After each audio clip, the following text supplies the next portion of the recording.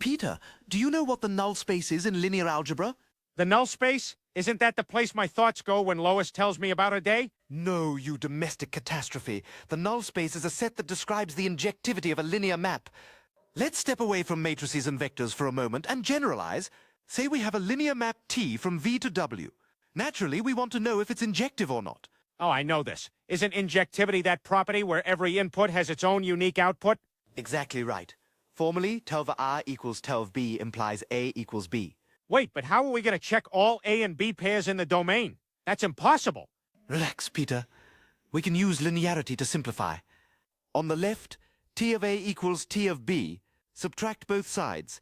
T of A minus T of B equals 0. By linearity, that's the same as T of A minus B equals 0. On the right, A equals B just means A minus B equals 0.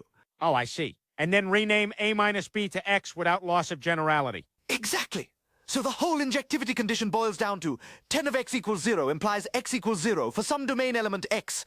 So instead of checking every pair, I only need to check what T sends to 0. That's way simpler. Precisely. And that is why we define the null space the way we do. It's the simplified injectivity test. The null space of T is all X, such that T of X equals 0. If the null space is just the 0 vector, T is injective. Anything else in there and injectivity is violated. So the null space being trivial means T is injective. That's actually clean. But it gets even better.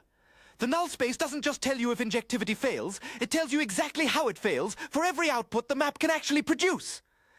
Look at this example.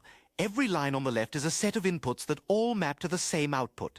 The color visualizes which output each set of inputs map to. Each entire line collapses to a single point on the right. So if the null space is a line, then for every output the map can actually hit, there's a whole line of inputs giving that output? Exactly. And if the null space were a plane, every reachable output would have a plane's worth of inputs. The null space is the shape of injectivity failure, and that shape is the same everywhere in the map's domain. So the null space is like a universal template for how the map loses information. Precisely. But why is this true? We use linearity yet again. Tate of x plus n minus t of x equals t of n. So if n is in the null space, meaning t of n is 0, then t of x plus n equals t of x. So that means adding a null space element to any input keeps the output the same, and only adding null space elements to any input can keep the output the same. Exactly. And that means every redundant input relative to any particular solution can be reached by adding the null space to that particular solution. That's why every injectivity failure is a slice of the domain with the same null space-shaped geometry.